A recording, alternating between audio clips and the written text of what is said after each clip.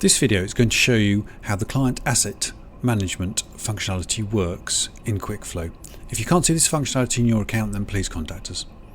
There are two ways that you can put an asset on a client site. You can either add it directly, which is useful if you're taking over a service contract from somebody else, and you can also book items out of your stock into the client's location.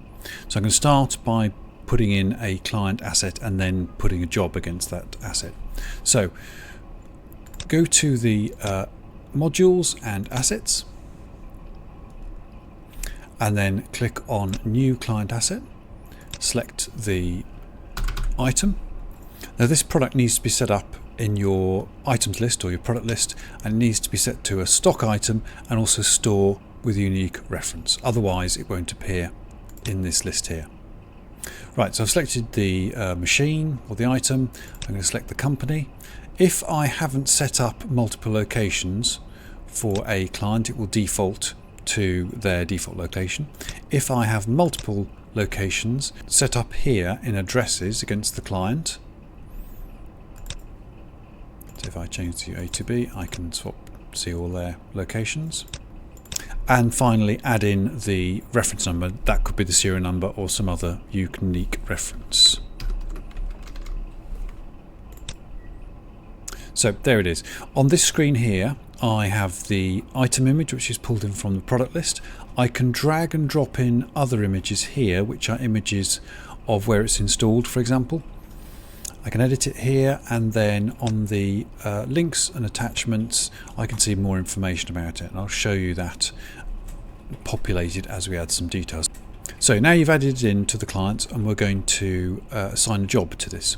So if we go back to the jobs module, create a new job, and now I'm going to add a product or a service. And then here, I'm going to assign that to that asset. So I click on that asset, I can now see it's that CNC there, link. It's now linked, and then I would go through the rest of the process. I'd send it out. I could then invoice it.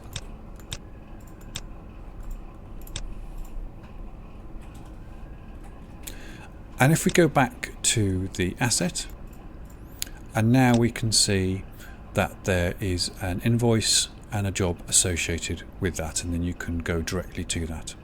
The other one that's relevant to this is the contracts module. So again, create a contract.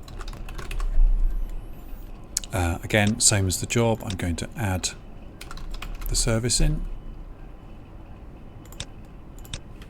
like so. Then I'm going to associate it to that item, which is that one there.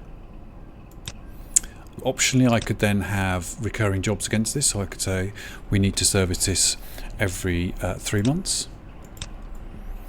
and enable that, and that will then generate a job every 3 months, which will then remind me that we need to go and service that machine. We can now see that we have a contract that covers this. So that's working it by adding an asset directly to a client's and then associating other documents to that, quotes, jobs, contracts.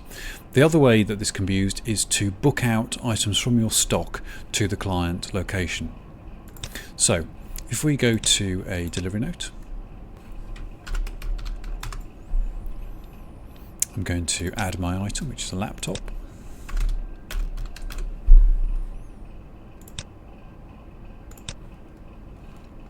And then I am going to pick the location, which is going to be... So when I pick the location, I'm also going to pick the serial number. So I'm going to pick that. It will deliver it to where the site address is. So if I want to put this into the Tree Lodge location, and then I pick deliver, that books it out from stock and moves it to the Tree Lodge. So if we now go back to the asset, we can see there is the laptop and it's in that location. And there we go. And that was delivered on this day. And again, you can then add in other documents against that.